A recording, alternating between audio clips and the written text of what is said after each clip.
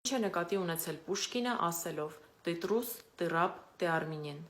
Համացանցային տարբեր քննարկումներում կարելի է հանդիպել ռուս բանաստեղծ Ալեքսանդր Պուշկինի այս հիշարժան տողերին։ Շատ հաճախ տարբեր ծագման հայատյացիները համատեքստից դուրս այս տողերը մեջբերելով ցանկանում են խայթել ու նսեմացնել հայ ազգին։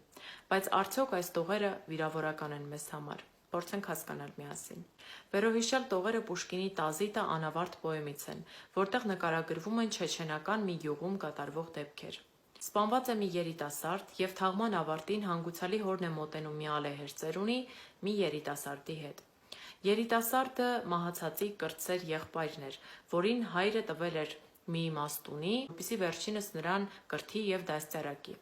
Եվ ահա ավագ որդու մահվանից հետո ծերունին հորն է վերադարձնում կրտսեր որդուն։ Նրա անունը Տազիտ է։ Ի տարբերություն շրջապատի տաքարյուն երիտասարդների, Տազիտը լուրջ էր, մտախոհ և բարի։ Երբ Տազիտը ցանկանում էր մենակ մնալ, նա հաճախ էր շրջում սարերով ու ձորերով։ Եվ այդ փոքրիկ ճամփորդությունների ժամանակ 3 կարևոր դեպք է տեղի ունենում։ Առաջինը.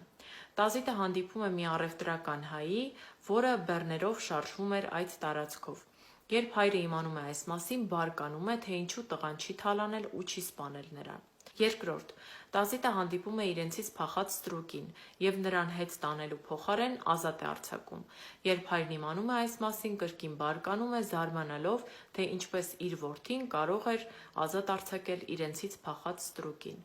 Երրորդը. Տազիտը հանդիպում է իր եղբորը սպանողին և վրեժ չի լուծում, որովհետև թշնամին մենակ էր, վիրավոր և անզեն։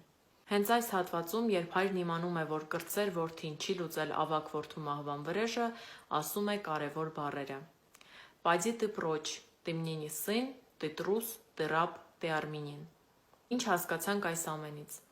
Առևտրական հային չթալանել, չսպանելը մահմեդական հոր համար վախկոտություն է։ Տե տռուս։ Քեզնից փախած ստրուկին ազատ արձակելը նշանակում է, որ դու ինքդ ստրուկ ես։ Տե ռաբ։ Արյան վրեժին հագուրդ չտալը և վիրավոր թշնամուն չսպանելը նշանակում է, որ դու հայ ես։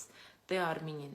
Այսպիսով, երբ նայում ենք Պուշկինի վերոհիշյալ տողերը ամբողջի մեջ, հասկանում ենք, որ գրողը գործածել է հայ բառը ոչ թե հայ ազգին անարգելու, այլ ընդհակառակը, նրա բարձրագույն բարոյական հատկանիշները մատնանշելու, նրա մարդկային արժանիքները ընդգծելու նպատակով, որովհետև մենակ, վիրավոր և անզեն թշնամուն գթալը հատուկ է միայն հային։